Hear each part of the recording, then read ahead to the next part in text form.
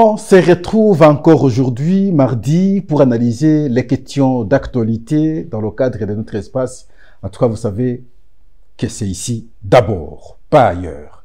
En tout cas, merci, on se retrouve. Nous allons aujourd'hui aborder spécifiquement des questions en rapport avec l'économie, des questions en rapport avec les détournements, les questions en rapport avec les mauvais comportements. C'est autour de ça que nous allons analyser aujourd'hui. En tout cas, merci beaucoup. Nous avons reçu le message d'hier parce que la question de la situation des guerres, où nous avons dit hier qu'aujourd'hui le Rwanda ne s'en cache plus, nous devons changer de paradigme. Nous ne pouvons pas continuer à dénoncer le Rwanda, à dire le Rwanda nous attaque. Non, le monde entier a compris que le Rwanda nous attaque et tous nous avons compris que le Rwanda nous attaque. Et alors, on fait quoi? Ça a été la préoccupation d'hier. Et nous avons proposé qu'on fasse alors une déclaration de guerre. Parce que ce soit les experts des Nations Unies, que ce soit les officiels rwandais et même les disent à haute voix qu'ils sont sur le sol congolais. Donc, nous ne pouvons plus continuer avec des discours de « voilà, le Rwanda nous attaque, le Rwanda nous attaque ». Ça ne sert plus à rien. Aujourd'hui, il est bon de prendre une autre orientation, une autre tangente, autre décision, autre paradigme pour se déterminer afin de trouver solution à cette question de l'agression rwandaise sur le Congo. Hier, on parlait de la guerre. Aujourd'hui, nous parlons économie, comme nous vous avons dit. Mais bien avant, la tradition sera respectée. Nous lisons alors une disposition de la Constitution. Aujourd'hui, nous prenons l'article 158 qui dit ceci.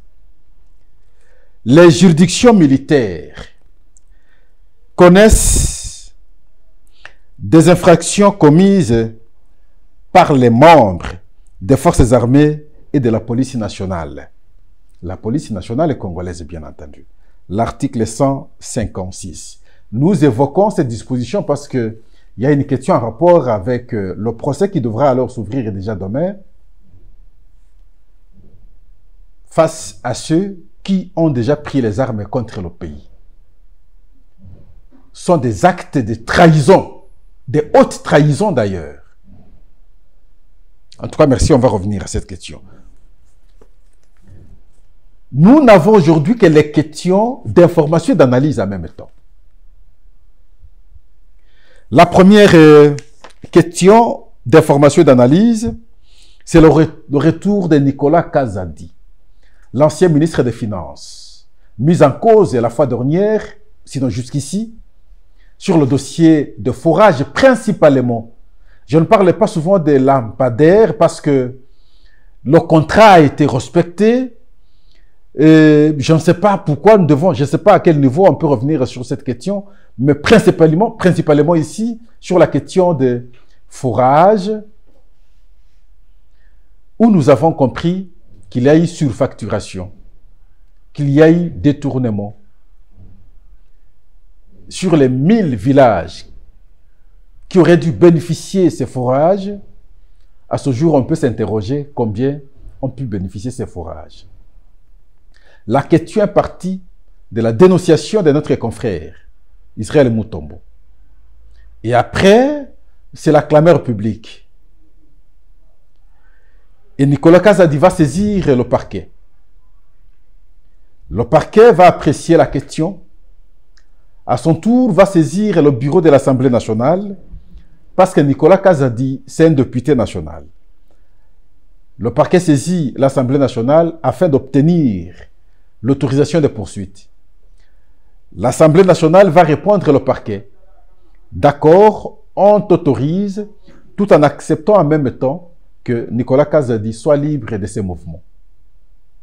Et le parquet sera saisi et finalement on va autoriser Nicolas Kazadi de se déplacer parce qu'il était malade. Il est allé en France pour se soigner. Et lorsqu'il est parti, la clameur est revenue comme pour dire, et voilà, on a sauvé Nicolas Kazadi du fait simplement qu'il soit Louba. Il est parti, il ne reviendra pas. Mais voilà, les robots et les autres sont en prison, Nicolas est parti, c'est qu'il ne va plus revenir. C'était une façon de les soustraire de la justice. Les gens sont allés dans tous les sens. Et voilà, hier, Nicolas Kazadi est rentré au pays. Dès le pied de l'avion, il y a un véhicule, parce qu'il faut comprendre le regard des gens aujourd'hui par rapport à cette question, qu'il a pris et finalement jusque chez lui. Et nous allons suivre comment ça va se passer, l'évolution du dossier. Est-ce qu'il sera directement interpellé? Ça va se passer comment? Dans quelques jours, sûrement, nous serons fixés. Voilà, là c'est le retour de Nicolas Kazadi, l'ancien ministre de Finances, député national. Et voilà, il est de retour au pays après quelques jours passés en Europe, en France précisément, où il était parti prendre les soins. Au moins pour cette fois-ci, nous devons aussi avoir l'honnêteté de dire que nous avions péché par le fait d'avoir prêté de mauvaises intentions, et alors que la personne était partie effectivement se soigner, elle est de retour. Nous aussi, nous devons changer notre comportement, s'il vous plaît. Nous devons aussi changer notre comportement parce que nous parlons trop sur des choses parfois qu'on ne maîtrise pas, et lorsque nous parlons comme si c'est la vérité, alors que ce n'est pas une bonne chose. Nicolas Kazadi est de retour. Il est au moment où nous parlons ici à Kinshasa. Mais le même jour que Nicolas Kazadi rentre, l'autre dossier surgit sur lui et contre lui. Qui signe ce dossier? Et vous allez nous excuser un peu. Ah, c'est pas possible, hein? C'est pas possible. C'est l'association de lutte contre la corruption. Association de lutte contre la corruption. Et c'est maître Richard Mbenza qui prend la correspondance, qui saisit la justice. Dans sa correspondance, il dit ceci. Un nouveau scandale de 27 millions de dollars américains, des dollars qui sont détournés, lui confirme, il n'a pas conditionné, détournés par le directeur général de la Banque centrale, Madame Kabedi Malangu, en complicité avec Nicolas Kazadi, ancien ministre des Finances. C'est autour de la question toujours de fourrage où les deux ont pu bénéficier les 10% du montant convenu pour la construction des forages. C'est ce qu'on peut en fait se rendre compte de la plainte de l'association. Nous avons dit ici, il s'agit de l'association de lutte contre la corruption. Cette association prétend détenir alors des preuves tangibles, des preuves irréfutables. Ça, c'est l'association. Quel genre de preuves? Les sons, la communication entre Nicolas Kazadi et Madame Kabedi Malangu. Et l'association va plus loin. Maître Richard Mbenza, parce que c'est lui qui s'est engagé, va plus loin pour confirmer effectivement qu'ils ont vérifié même auprès des opérateurs téléphoniques et l'authenticité de ces documents sonores. Et là, il n'y a pas de débat. Et c'est les 10% des retours sur le décaissement en urgence de la construction des 1000 forages, comme nous avons dit ici. Alors, cet avocat plutôt prétend avoir des audios, lesquels sont vérifiés, comme nous avons dit, et authentifiés par un réseau téléphonique. Maintenant, il avance 3 dates. La première date, c'est le 27 décembre 2022. La deuxième date, c'est le 4 janvier 2023. Et la quatrième date, c'est le 14 janvier 2023. Qu'est-ce qui s'est passé, selon lui? À la date du 27 décembre 2022, Nicolas Kazadi, lui affirme, Maître Richard Mbenza ici n'a pas conditionné, il affirme. Nicolas Kazadi instruit le gouverneur de faire tout ce qui est dans son pouvoir, de sortir via un compte inconnu, mais logé à la Rabobank une somme au moins de 147 320 230 $ américains contre ces 10%. On arrive à la date du 4 janvier 2023. Toujours, selon Maître Richard, une discussion entre Nicolas Kazadi et Madame va avoir lieu, où la gouverneure va exiger cette fois-ci l'augmentation de ces pourcentages. Au lieu de 10, non, mais il faudrait que j'aie un peu plus. Pourquoi? La dame estime que du fait qu'elle ait fourni beaucoup d'efforts pour disponibiliser ces moyens sans que les deux vice-gouverneurs de la Banque centrale ne soient informés. Et surtout, tout en évitant une collision avec la présidence de la République. Donc, on faisait tout cela sur le dos de la présidence de la République, sur le dos des deux vice-gouverneurs de la Banque centrale. Donc, il s'est agi d'une question de deux individus, selon Maître Richard Mbenza, le directeur de la Banque centrale, Madame, nous citons son nom souvent, Madame Kabedi Malangou, et le ministre des Finances, Nicolas Kazadi. C'est comme ça que cet avocat veut affirmer, et affirme d'ailleurs. Maintenant, nous nous posons la question.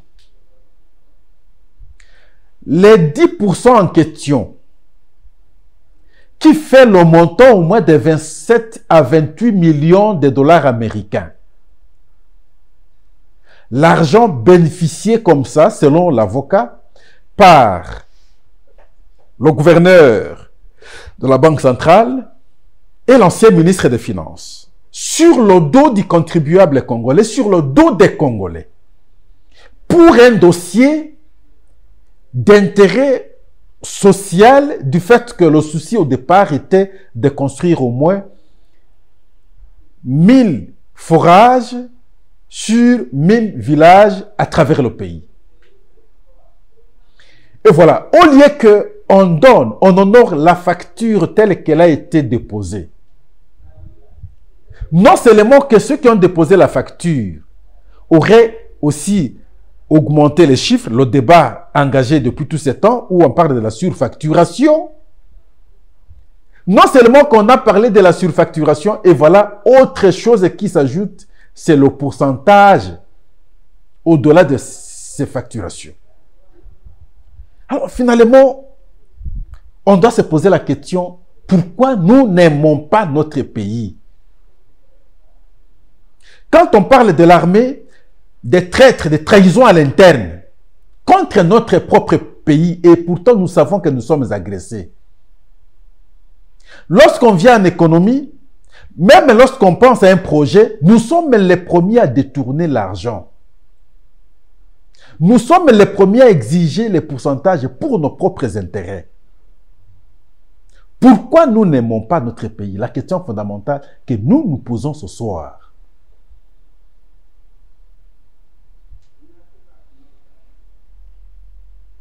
D'autres parleraient, Tshisekedi. Regardez, suivez le point de vue de cet avocat. Il vous dit qu'il y a un plan qui a été monté pour que la présidence, moi je vais parler plutôt du président, parce que l'institution c'est président, l'institution président ne soit pas informée.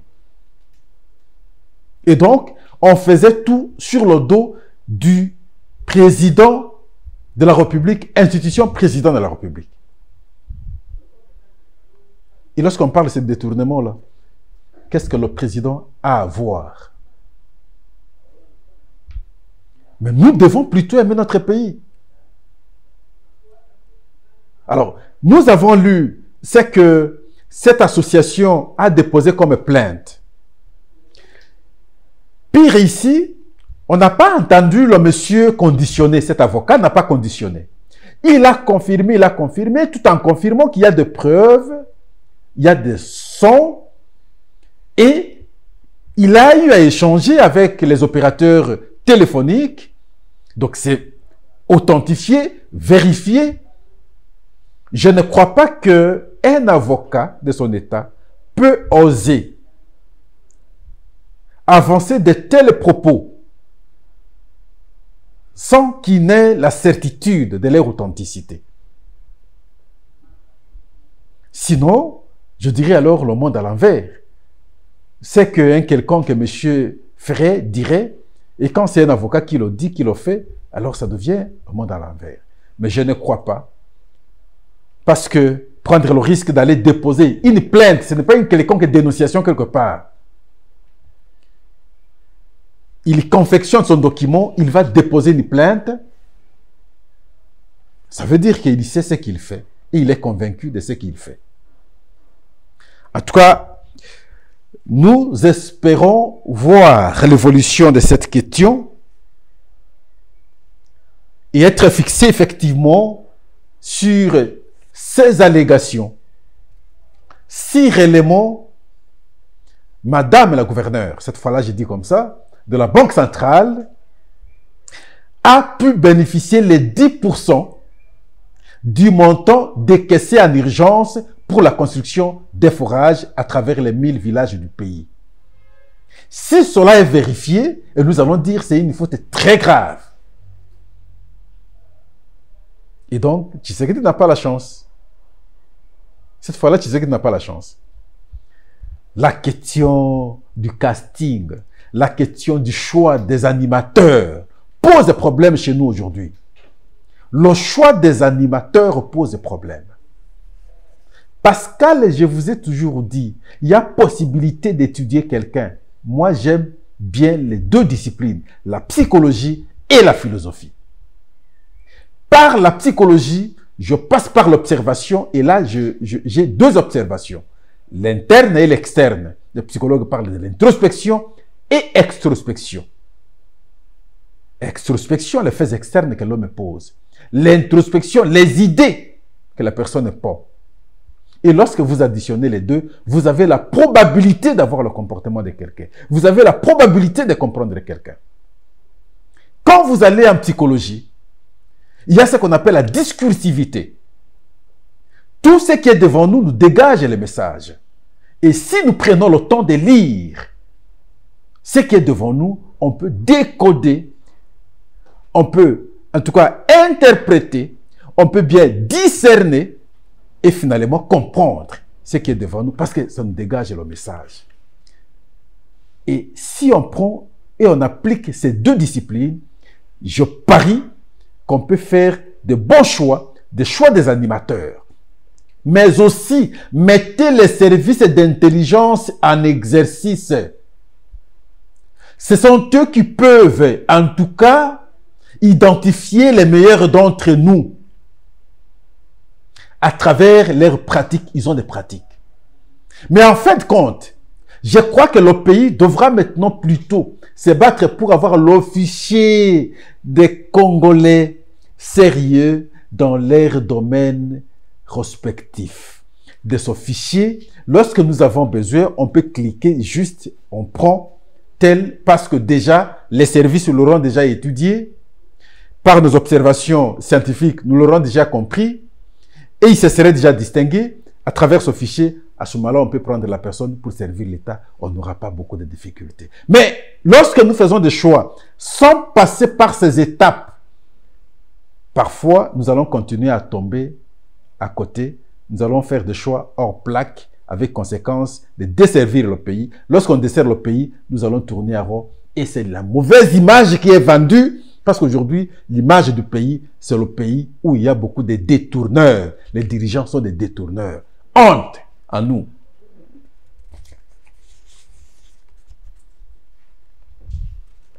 L'autre question, c'est... Non, c'est pas possible. Non, s'il vous plaît. La question économique. la question des détournements aujourd'hui. C'est sur Pro-Info, n'allez jamais ailleurs, s'il vous plaît. On invite par le parquet, près la Cour des comptes, l'inspecteur général Gilles Alinguete. On l'avait invité pourquoi?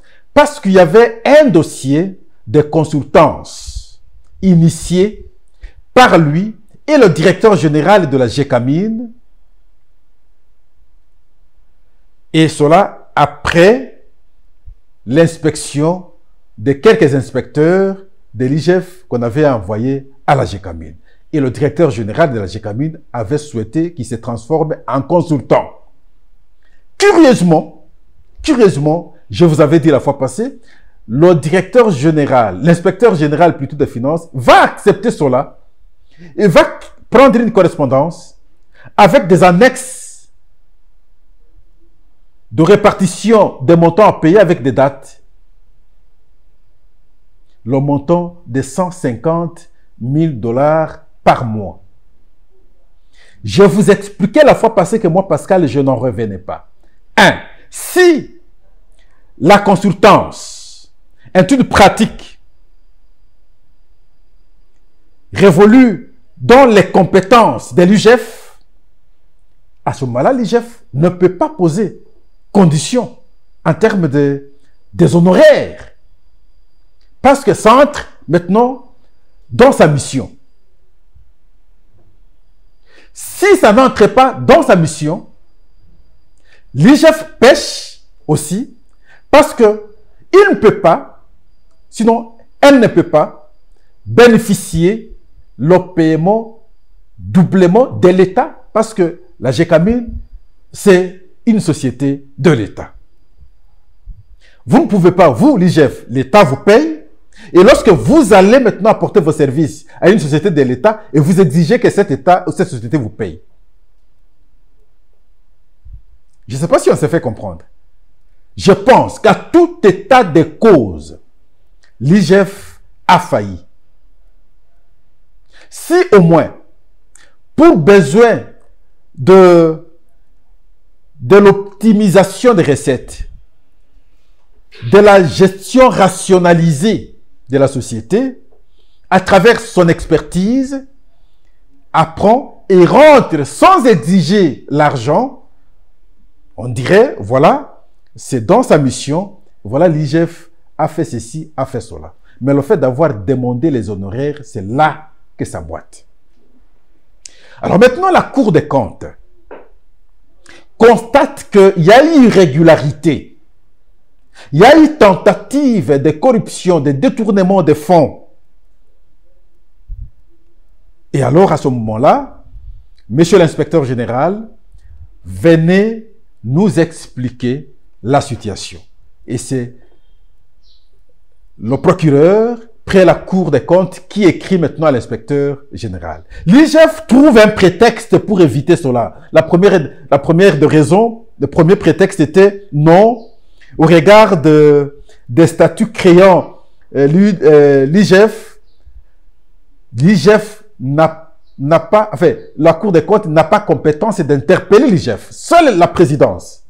J'expliquais la fois passée ici. Non, vous n'êtes qu'un service rattaché à la présidence, mais vous dépendez directement de la Cour des comptes. C'est comme l'ANER, rattaché à la présidence, dépend directement du ministère de l'Intérieur.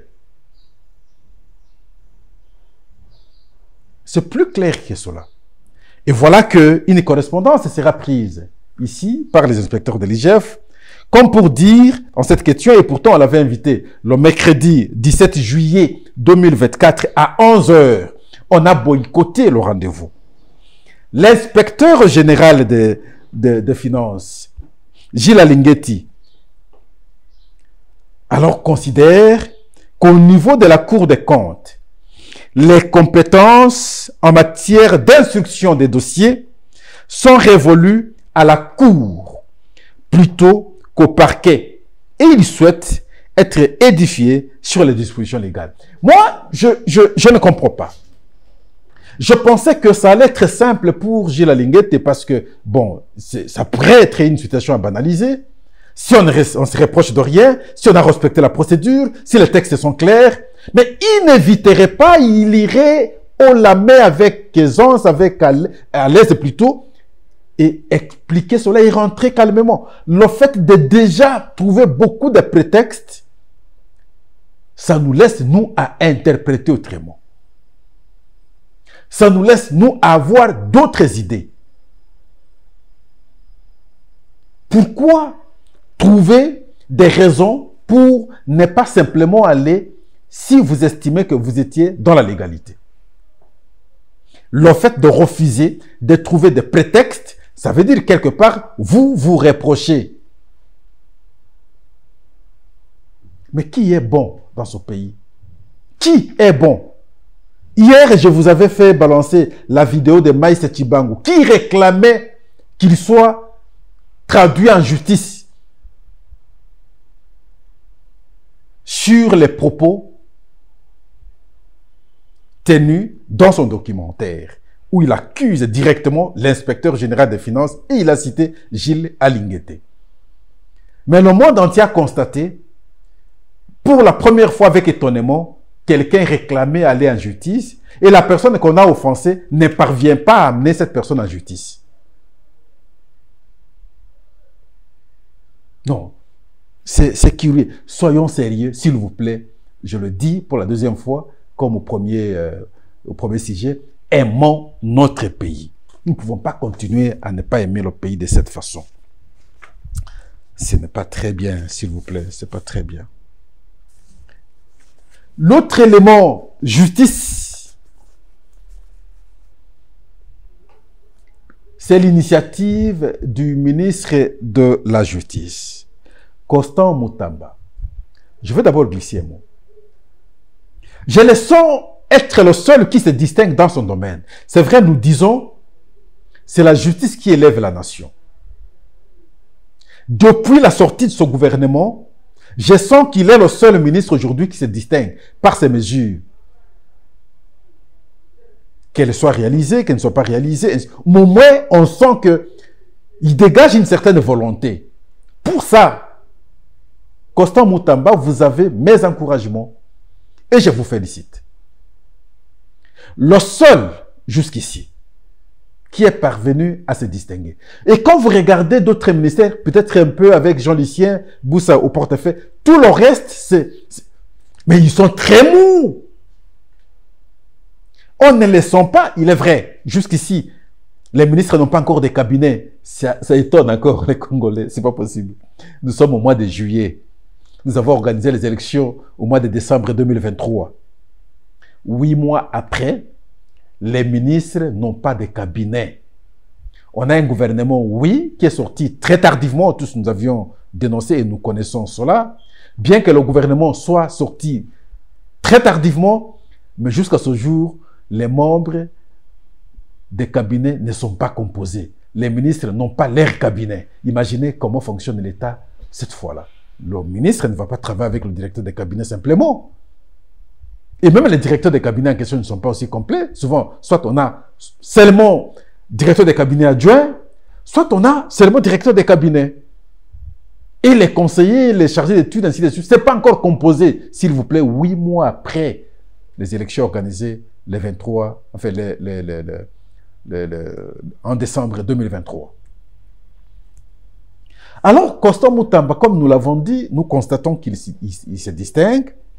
Il fait une annonce d'ouvrir un procès public contre Corneille Nangaa et ses complices à partir de ce mercredi 24 juillet devant la cour militaire de la Gombe. Alors, est-ce que c'est la bonne procédure? Moi, je dis oui. Pourquoi? Parce qu'il faut décourager les gens qui pondent les idées plutôt d'aller prendre les armes, trahir le pays contre leur pays, prendre les armes contre leur pays, tuer leurs frères et sœurs. Notre constitution ici, elle est claire. On ne peut obtenir le pouvoir que par des voies démocratiques. Prendre les armes, ce n'est pas s'opposer à la mauvaise gestion que vous constatez au pays. La Constitution ne permet pas la prise des armes. S'opposer à la gestion, à la mauvaise gestion par exemple, signifie appliquer des voies démocratiques. Et nous connaissons les voies démocratiques par lesquelles on peut passer pour obtenir le pouvoir. Et lorsque quelqu'un prend les armes, il trahit seulement son pays. Il fait la haute trahison. De ce point de vue, il est normal qu'un procès soit organisé. D'autres m'ont posé la question, mais ça sert à quoi parce que Nanga n'est pas ici? Nanga est là-bas, vous organisez le procès ici, et alors, pour quel effet? Non, le procès sera organisé, il sera condamné, mais il ne va pas mourir là-bas. La guerre prendra fin un jour. Il va revenir. On peut aussi lancer les mandats d'arrêt international. S'il peut être protégé par l'Ouganda, par le Rwanda, ça veut dire qu'il ne va pas sortir de ce pays pour aller ailleurs. Et à ce moment-là, on peut mettre la main sur lui. À défaut d'être arrêté pendant qu'il est là. Mais le jour où il sera ici, il va trouver cette condamnation. Qui peut l'empêcher prochainement? Jamais de compétir au niveau présidentiel. Qui peut les condamner définitivement lorsqu'il vient et la justice s'ouvre pour qu'il soit directement arrêté? Et donc, nous pensons que c'est une bonne procédure, une bonne annonce du ministre de la Justice. Si, je regrette madame, qui l'a précédé là, c'est qui encore? Rose Mutombo. Non, elle était très aphone. Rose Mutombo était très aphone. On ne l'attendait même pas. Et c'est maintenant que je me rends compte que c'est un ministère très important. Question de casting, le choix des animateurs, le choix des acteurs. Si on n'est pas conséquent, nous n'aurons pas les meilleurs d'entre nous. Quand je regarde beaucoup d'autres ministères, je me dis, mais ils sont là pour faire quoi? Jusqu'aujourd'hui, on ne les entend pas. Pascal, j'insistais ici, le ministère de l'Agriculture, chers membres de la communauté, c'est avec vous qu'on analyse ici. Est-ce que vous entendez le ministre de l'Agriculture? On est passé du simple ministère au ministère d'État. Mais alors finalement, le ministre des petites et moyennes entreprises, je ne vous entends pas. Je crois qu'on l'a fusionné avec le ministère de l'Industrie, je crois, quelque chose comme ça. Je ne vous entends pas. Et pourtant, c'est par là que passe la stabilité de notre économie. C'est par là que vous allez sécuriser les commerçants congolais. La loi existe. La vente en détail, n'est-ce pas, est exclusive aux autochtones. Et cela, bien entendu, pour sécuriser le commerce des Congolais. Mais on ne vous entend pas. Quel genre de mesures que vous avez pris? Vous avez pris plutôt depuis que vous êtes là. Rien du tout. Commerce extérieur. Pascal, non. Je ne veux pas trop rappeler ce que nous avons déjà dit avec vous. Vous pouvez constater vous-même qu'à ce jour, il y a des ministres qui ne méritent pas être là où ils sont. Et son gouvernement, depuis qu'il a commencé, même si, comme nous l'avons dit ici, les cabinets ne sont pas composés, on ne sent pas cette volonté de transformer les choses. À travers ce gouvernement, on ne sent pas cette volonté d'imprimer la différence par rapport au passé.